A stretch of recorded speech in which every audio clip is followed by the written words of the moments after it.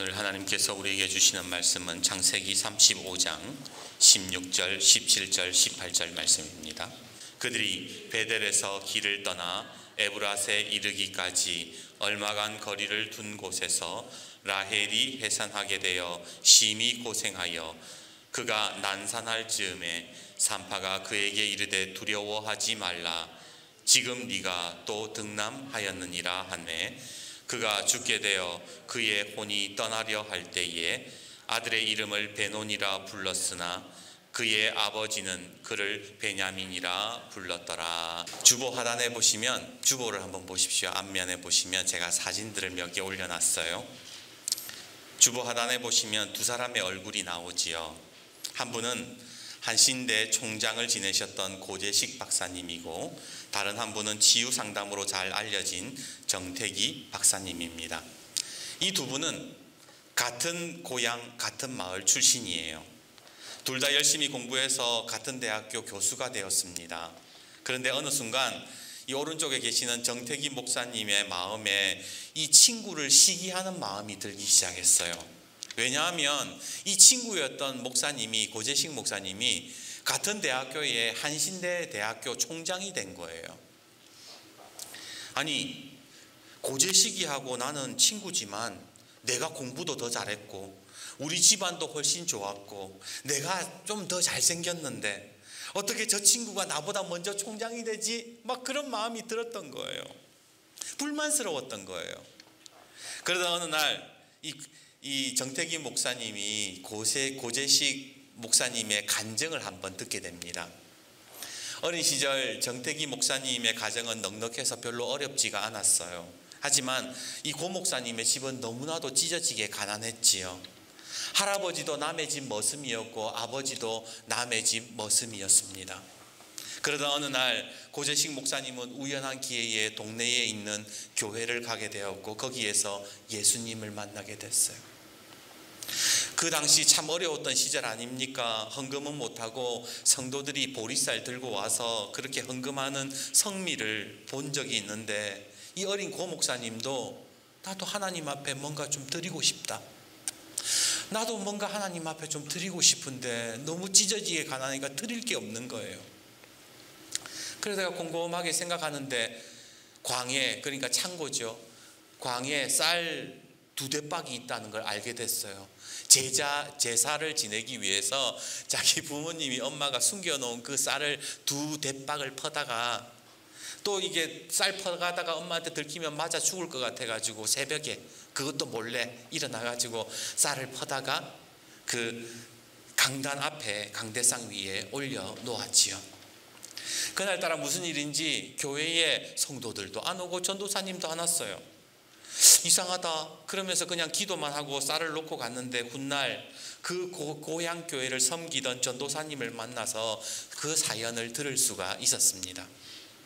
전도사님이 새벽 예배를 나오지 못한 이유가 며칠 동안 그때 너무 가난하다 보니까 먹을 게 없어가지고 며칠 동안 굶어서 먹지를 못해서 교회에 나올 기력이 없었던 거예요. 너무 힘들고 너무 어렵고 막 이러다가 죽을 것 같은데 갈 힘은 없고 그래도 죽더라도 강대상에 기도하다 죽어야지. 그래서 기어서 엉금엉금 기어서 새벽 그 강대상에 나간 겁니다. 근데 강대상에 가니까 쌀 2대박이 있는 거예요. 그걸 보고 끌어안고 전도사님이 이건 하나님이 주신 거예요. 하나님 감사합니다. 하나님 감사합니다. 그렇게 전도사님이 자기의 생명을 연장할 수 있었다. 그 이야기를 듣게 됐다라는 거예요. 그런 간증을 하는 그 고재식 목사님을 보면서 정태기 목사님이 그런 이야기를 하는 거예요. 그래, 하나님이 그걸 기억하셨구나. 고재식이가 총장 될 만하지. 고재식이가 하나님 총장으로 세울 만해. 그러면서 자기 마음속에 있는 시기심이 사라졌다라는 겁니다. 제가 그 이야기를 그 책을 보면서 참 고재식 목사님도 귀하지만 그 간증을 듣고 자기의 그 시기심을 날려버린 이 정태기 목사님도 참 귀하다는 생각을 하게 되지 않습니까? 우리가 어떤 사건을 경험할 때요, 그 사건을 어떻게 해석하느냐가 참 중요합니다. 내가 어떤 일들을 겪었을 때에 내 마음에 들어오는 감정, 내 마음에 들어오는 생각, 그것들을 어떻게 해석하는지가 정말 중요하다는 거예요. 왜냐하면 그 해석에 따라서 내가 내 삶의 태도가 달라지기 때문에 그런 겁니다. 예전에 안산제일교회 고훈 목사님, 굉장히 유명한 분이 계세요.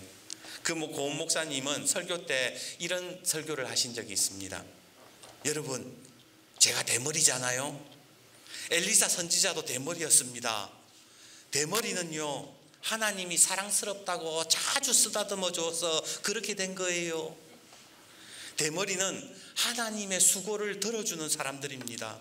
마태복음 10장 30절에 보면 하나님이 우리의 머리카락까지 세신다 하셨는데 대머리는 안 세워도 되잖아요. 하나님의 수고를 들어주는 사람이에요.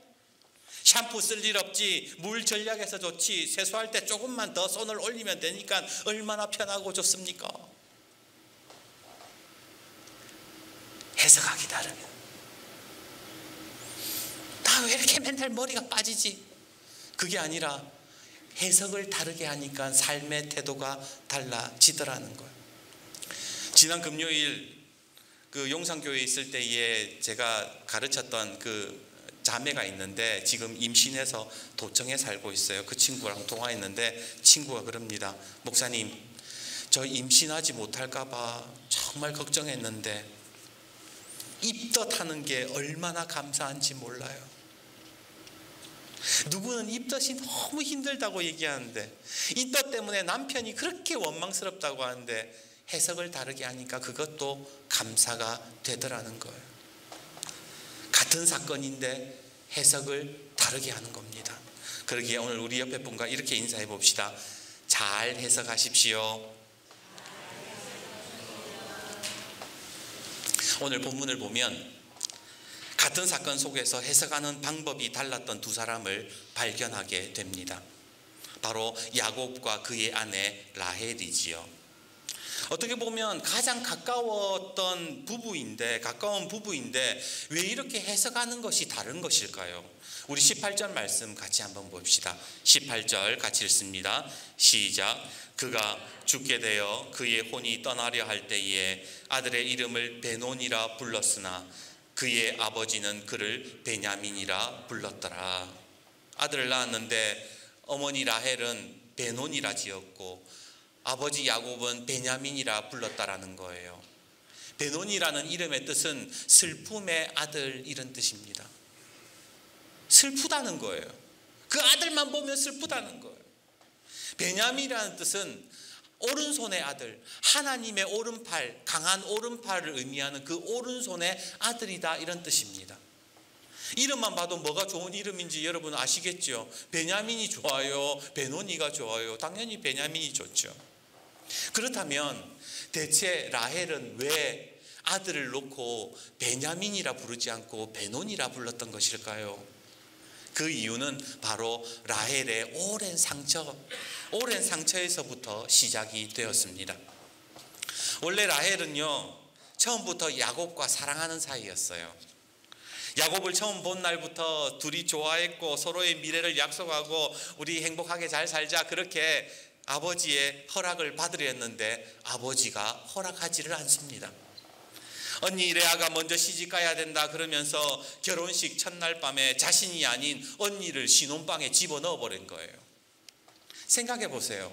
내가 사랑하는 사람, 내가 좋아하는 사람이 버젓이 다른 사람과 살림살이를 차리는 모습을, 그것을 축하해 줄 사람이 누가 있습니까?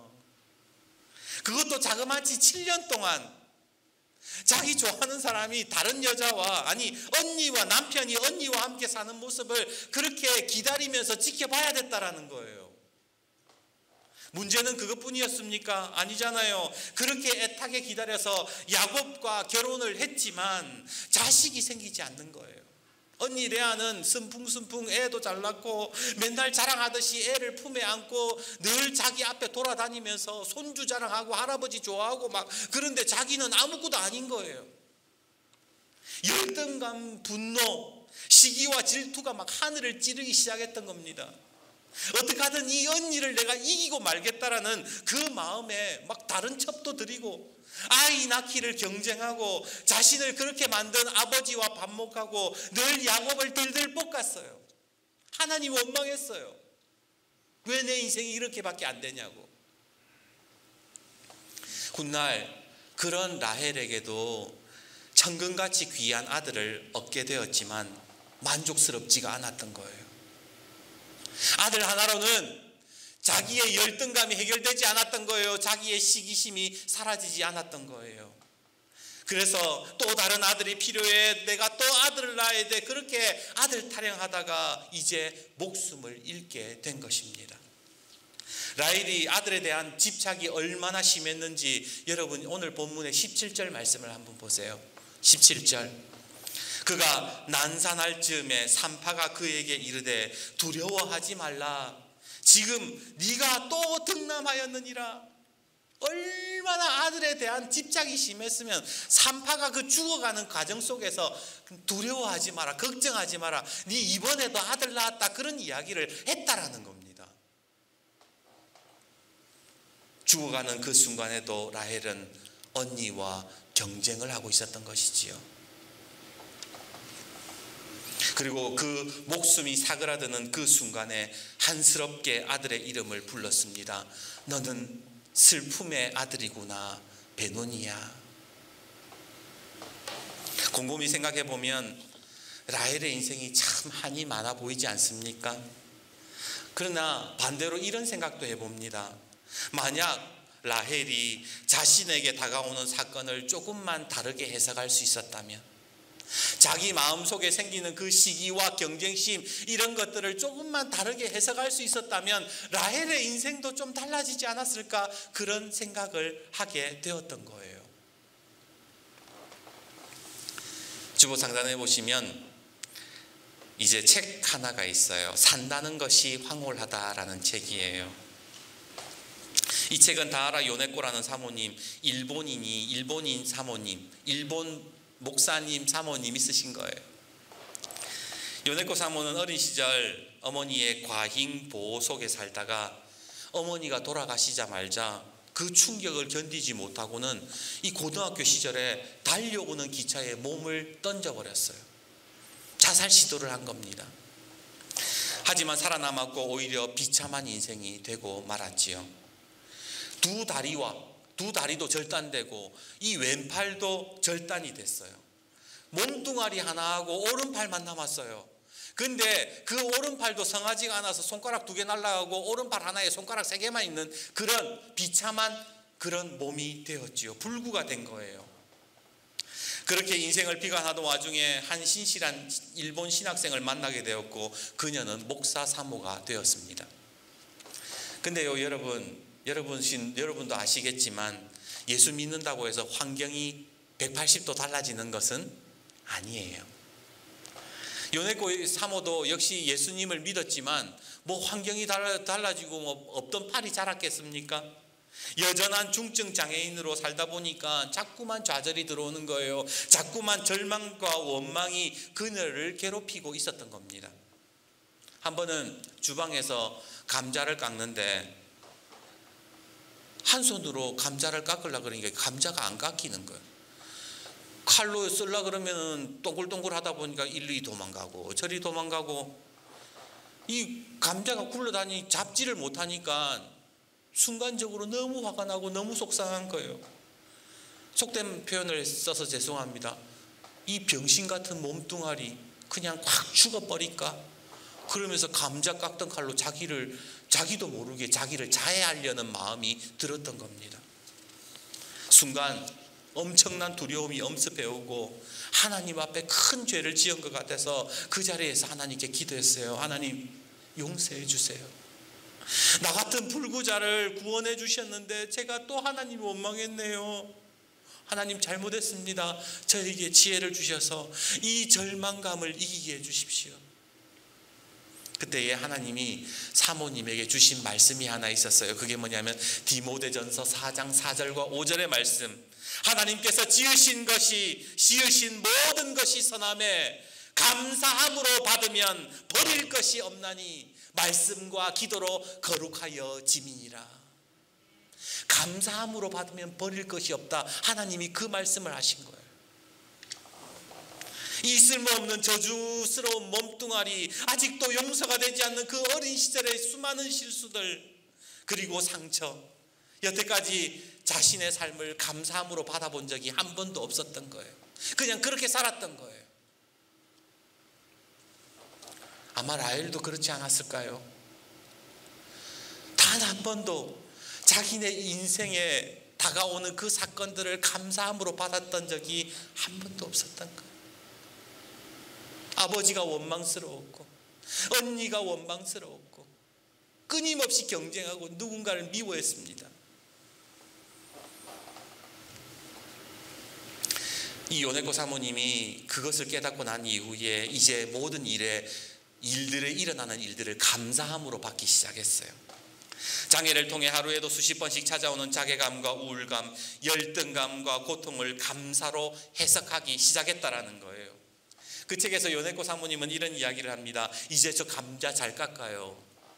감자에 도마를 올려놓아서 반으로 딱 자르면 그 반토막이 된 감자가 안 굴러다니거든요. 그래서 세 손가락으로 탁탁탁탁탁 자라요. 얼마나 산다는 것이 황홀한지 몰라요. 이 책이 바로 산다는 것이 황홀하다라는 거예요. 오늘날 많은 그리스도인들이 신앙생활하면서 왜 기쁨을 누리지 못하는가? 왜 여전히 라헬과 같이 한스러운 인생을 살아가는가? 그것은 혹시 지금 내 삶에 주어지고 내가 경험하고 있는 일들 속에 감사함으로 받지 못해서 그런 것은 아닐까요? 이제 주보 오른쪽을 보시면, 상단에 보시면 영화 포스터 하나가 있어요. 슬럼독 밀레니어라는 영화입니다. 한 소년이 큰 상금이 걸려있는 퀴즈 대회에 나가서 우승하게 되는 과정을 그리고 있는 영화인데요. 여기 왼편에 보시면 어린 소년이 지금 퀴즈를 맞추는 사람이고, 여기 양복 입은 사람이 퀴즈를 내는 사람이에요. 이 주인공 시절은 어린 시절 엄청난 고난을 겪습니다. 회교도 폭도들의 습격으로 어머니가 죽는 모습을 지켜봐야 됐고요. 고아로 살아가면서 완전 인생 밑바닥을 경험합니다.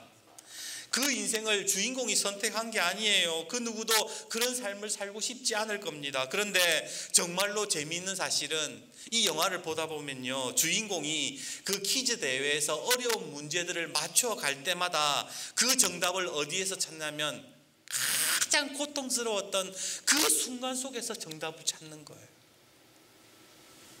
가장 힘들었던 순간 속에서 가장 어려운 문제를 풀어내는 힌트를 발견하더라는 거예요. 훗날 사람들이 이 영화 감독에게 물었어요. 당신은 이 영화를 통해서 무슨 이야기 하고 싶었어요? 그러니까 감독이 뭐라 그러느냐? 인생의 조각조각들은 버릴 것이 하나도 없습니다. 그것이 아픔의 조각이든 고통의 조각이든 그 모든 것은 당신의 결정적인 순간을 위해서 준비되고 있는 것입니다. 지금 내가 겪고 있는 너무 아픈 일들, 그것도 의미 없는 게 아니라는 거예요. 내가 겪고 있는 이 질병, 그리고 내가 당하고 있는 이 수많은 감정들, 이런 것들이 다 필요 없는 것이 아니라 결정적인 순간을 위해서 버릴 것이 없이 나중에 그것이 다 하나가 되어서 내 인생을 만들어가고 내 삶을 결정짓게 되더라는 겁니다.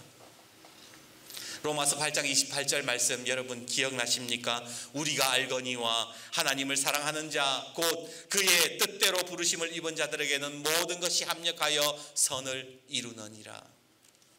사건들 하나만 놓고 보면 고통입니다. 좌절이고 슬픔일 수 있습니다. 그러나 그것을 감사함으로 받기 시작하면 모든 것이 합력하여 선을 이루게 되더라는 거예요. 야곱의 입장을 한번 생각해 보십시오. 지금 사랑하는 아내가 아이를 낳다가 죽었습니다. 아내가 죽으면서 유언처럼 남긴 아들의 이름이 슬픔의 아들 베노니였습니다. 하지만 야곱은 그 이름을 바꾸어 불러요. 너는 슬픔의 아들이 아니라 하나님의 능력의 오른손의 아들 곧 베냐민이다. 왜 이름을 바꾸었을까요? 바로 야곱은 지금의 상황을 감사함으로 받기 시작했던 겁니다. 해석을 다르게 한 거예요. 자기 또한 늘 떠돌아다니는 인생이었지만 오히려 이 아들을 통해서 하나님이 나를 인도하실 것이고 하나님의 집으로 나를 부를 것이고 이 모든 것이 합력하여 선을 이루어 가실 것을 믿습니다. 지금의 슬픔을 기쁨으로 바꾸어 놓으실 것을 믿습니다. 그래서 이 아들의 이름은 슬픔의 아들 베노니가 아니라 하나님의 능력의 오른손의 아들 베냐민입니다. 오늘 저와 여러분의 삶 속에서도 베논이라 부르지 말고 베냐민이라 해석할 수 있는 은혜가 있기를 주님의 이름으로 축복합니다. 이제 말씀을 맺겠습니다. 어린 시절 미술 시간에 모자이크라는 그림을 그린 적이 있어요. 조그만한 종이들을 떼어다가 종이에다 붙여서 그림을 만들어가는 기법인데 이 작은 조각, 모자이크의 작은 조각 하나만으로는 무슨 그림이 나올지 몰라요. 그러나 그 작은 조각이 모여서 큰 그림을 이루어 가듯이 우리 인생에 하루하루 경험되어지는 일들, 일어나고 있는 그 작은 사건들은 의미가 없는 것이 아닙니다. 인생이란 큰 그림을 그려나가는 것인데 내가 경험하는 그 작은 조각들을 감사함으로 받기 시작하면 그때부터 하나님의 나라가 그려지기 시작한다는 거예요.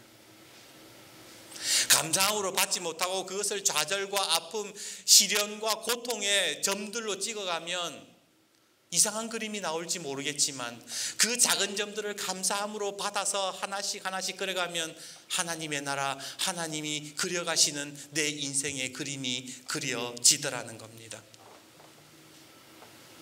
오늘 지금 여러분들이 경험하고 있는 그 점을 찍고 계시는 일들이 무엇입니까? 질병입니까? 시기심입니까? 고통입니까? 섭섭함입니까? 막연함입니까? 우울함입니까? 그것을 감사함으로 받아들이면 버릴 것이 없습니다. 왜냐하면 하나님의 나라의 그림을 그려가게 될 것이기 때문입니다. 오늘 사랑하는 여러분, 감사함으로 받으십시오. 그리고 하나님의 은혜를 경험하는 저와 여러분이 되기를, 그래서 버릴 것이 없는 인생을 살아가는 저와 여러분이 되기를 주님의 이름으로 축복합니다.